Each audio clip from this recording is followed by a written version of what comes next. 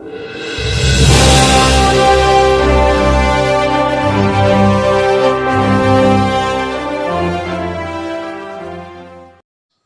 मैं देव रोहिला, भारत नमन में आपका स्वागत है। आज पंचायती दिवस पर मुख्यमंत्री ने पंचायती प्रतिनिधियों को बधाई दी है। कोरोना वायरस की लड़ाई में पंचायत प्रतिनिधियों ने जो भूमिका का निर्वहन किया है वह ऐतिहासिक है। इसमें सभी पंचायत प्रतिनिधियों को नमस्कार। राष्ट्रीय पंचायती राज दिवस है और इस अवसर पर मैं आप सबको बहुत बहुत शुभकामनाएं और बधाई देता हूं। मैं आप सब प्रतिनिधियों को इसलिए भी विशेष रूप से बधाई देना चाहूँगा कि कोरोना वायरस का जो प्रभाव देश में दिख रहा है, कितना दिक्कतें आज देश झेल रहा है और इसके परिणाम आगे क्या होंगे वो हम समझ सकते हैं। लेकिन ऐसी हालात में जिस जागरूकता का परिचय हमारे चाहे प्रधान हों चाहे अन्य प्रतिनिधि हों, जो उन्होंने इस दौरान उनकी जो भूमिका का उन्होंने निर्वहन किया, मैं समझता हूं कि वह ऐतिहासिक है। उसकी जितनी भी प्रशंसा की जाए वो मैं समझता हूं कि बहुत कम है। अगर आप सब लोगों का सहयोग, मुखर सहयोग, सक्रिय सहयोग नहीं रहता तो इस आपदा को झेल पाना आसान काम नहीं था। लेकिन आप सब लोग सहायक बने।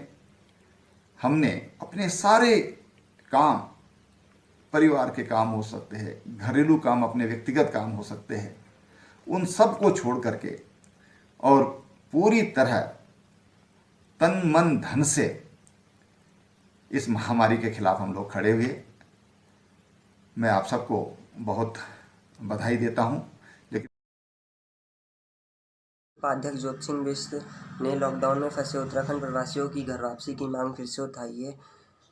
ज्योति सिंह बिष्ट ने मानवाधिकार आयोग को पत्र लिखकर विभिन्न स्थानों में फंसे उत्तराखंड के प्रवासियों को घर वापसी की मांग की है। ज्योति सिंह बिष्ट इससे पहले मुख्यमंत्री और राज्यपाल को भी इस बारे में पत्र भेज चुके हैं। ज्योति सिंह कहते हैं कि महामारी की इस घड़ी में हम अपने लोगों को यूं ही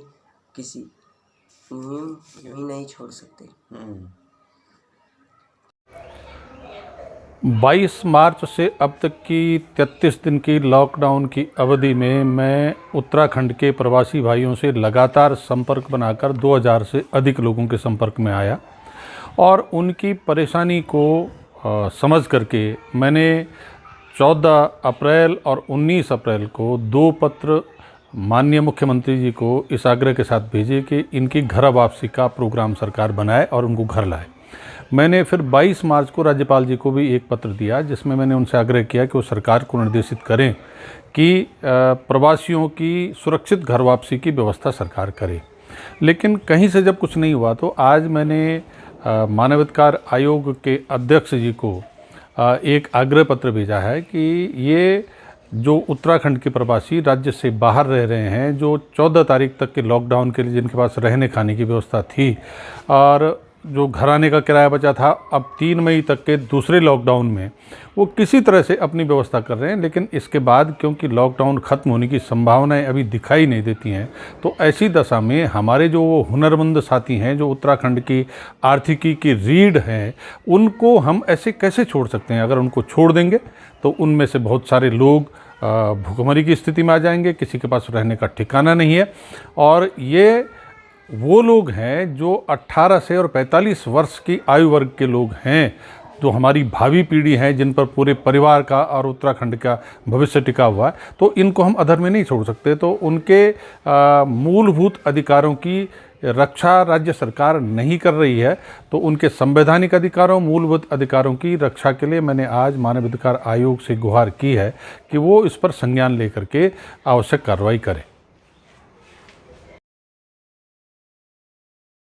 आज पुलिस महानिदेशक कानून व्यवस्था अशोक कुमार ने नियमित ब्रीफिंग में रमज़ान को लेकर मुस्लिम भाइयों को विशेष अपील की। उन्होंने कहा कि रमज़ान में भी लॉकडाउन का पालन हो। बताया कि सामूहिक नमाज व रोज़ा इफ्तार नहीं होगा, कम आवाज़ में अजान पढ़ी जा सकती है। देखिए, रमज़ान के बारे में कुछ बातें स्पष्ट कर दूं। सबसे पहला तो ये है कि लॉकडाउन का अनुपालन होनी है। सामूहिक नमाज नहीं होनी है, न मस्जिदों में होनी है न घर पे होनी है। सामूहिक रोज़ा अफ्तारी भी नहीं होनी है।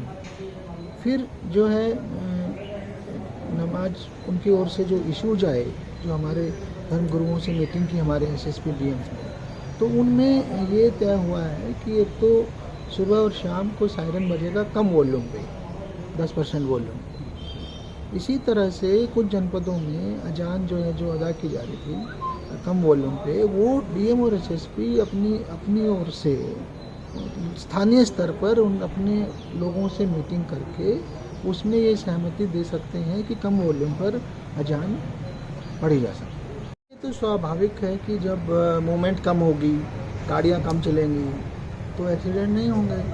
तो इसी तरह से जब आदमी सड़कों पे नहीं निकलेगा, बाहर नहीं जाएगा, तो क्राइम भी कम होगा। तो लॉकडाउन के दौरान क्राइम में कमी आई है निसंदेह, परंतु इसमें एग्जैक्ट आंकड़े हम 30 अप्रैल के बाद महामारी इकट्ठा करते हैं तो 30 अप्रैल के बाद ही आपको बता पाएंगे। यद्यपि कुछ क्राइम है जो अभी भी चल रहा है, क्योंकि लोग घरों में बंद हैं, तो वहाँ पे घरेलू झगड़ों में कमी नहीं आई है, क्योंकि वो फ्रस्ट्रेशन आती है लोगों में कहीं ना कहीं, तो वहाँ पे उसमें कमी नहीं आई है। फिर भी एग्जैक्ट आंकलन हम 30 अप्रैल के बाद आपको बता पाएंगे। ऋषिकेश से हमारे संवाददाता एसके वीरमानी ने बताया है कि ऋषिकेश की महापौर अनीता ममगाई लॉकडाउन में लगातार ज़रूरतमंदों की मदद में जुटी हुई है। वे निरंतर भोजन एवं राशन वितरित करा रही है। आज भी महापौर अनीता ममगाई ने शिवाजी नगर में स्वयं राशन वितरित किया।